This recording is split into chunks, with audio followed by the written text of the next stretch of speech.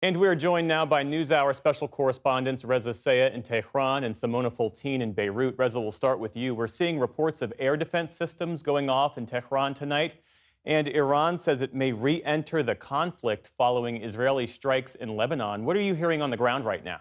Yeah, this ceasefire agreement is not even 24 hours old, and there's signs that it's falling apart. Iranian state media reporting that Tehran is prepared to exit the ceasefire agreement if Israel continues its bombing, its airstrikes targeting locations in Lebanon. And seemingly, Tehran has taken a couple of steps in doing that.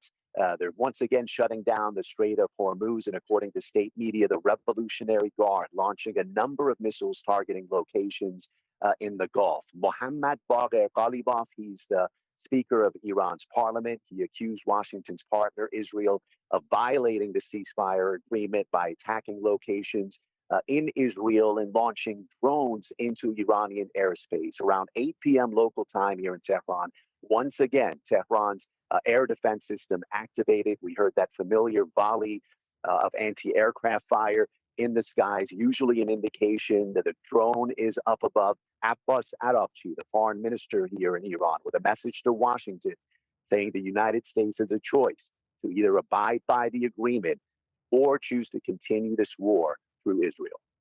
And Reza, there also appears to be a major gap on the nuclear issue. President Trump says there will be no uranium enrichment. Iranian officials insist they have that right. How wide is the divide between the two sides at this point in this fragile ceasefire? Yeah, there are many gaps. These two sides haven't even sat down to begin negotiations, and there's indications that there's lots of confusion. You look at the idea of uranium enrichment, the White House explicitly saying that Iran cannot enrich uranium. That's one of Tehran's conditions. They believe that a peaceful nuclear program is their right. And you look at the Strait of Hormuz, Iran is demanding a new protocol to ensure safe passage, saying they want to charge fees for ships and tankers. No indication that Washington is going to accept that. And you know, look at Washington's other demands for Iran to cut ties with proxies, to curtail its ballistic missile program. Tehran's demands for the U.S. to get rid of its troops from the region and end sanctions. Lots of demands, no indication of any compromise. And Simona, based on your reporting, what more do we know about the Israeli strikes in Lebanon today and their impact? Well, this was a massive attack by Israel on Lebanon, unlike anything we've really seen over the past month or during the previous war back in 2024. There was no prior warning given by the IDF, which means that civilians didn't have the chance to get to safety, which is why we are seeing this high and still rising death toll with more than 200 people killed, hundreds injured in this sweeping bombardment of densely populated urban areas, not just here in the capital, Beirut, but also in the south and east of the country. The IDF says it was targeting Hezbollah infrastructure and fighters, which it said had moved outside of Hezbollah's typical areas of control.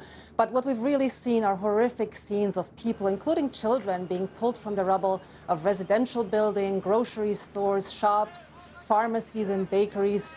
So what this escalation has really done is inflict a very heavy civilian toll and sow panic and chaos among a traumatized population on a day when many had hoped that a ceasefire was on the horizon. And Simona, the president told our Liz Landers on the phone this morning that Lebanon is not part of the ceasefire agreement. What does that mean for the situation there? Well, Israel has said that it will continue to strike Lebanon as long as Hezbollah remains a threat in what increasingly sounds like an open-ended war. Let's remember that the IDF has never been able to defeat Hezbollah militarily in the previous wars and occupations. Now, on top of that, the IDF appears to have broadened its targets to include Hezbollah's political, financial, as well as media institutions that are considered legal here in Lebanon, and the attacks on which international rights groups have called war crimes. The IDF also said that it wants to clear southern Lebanon of all Hezbollah supporters who still constitute a significant share of Shia Muslims here in Lebanon. So all of this really raises the question, at which point would the IDF consider Hezbollah defeated? Because clearly it's no longer just about the weapons, but also about the organization and its constituents and the ideology. Simona Foltyn in Beirut and Reza Sayah in Tehran for us tonight. Our thanks to you both. Support journalism you trust. Support PBS News. Donate now, or even better, start a monthly contribution today.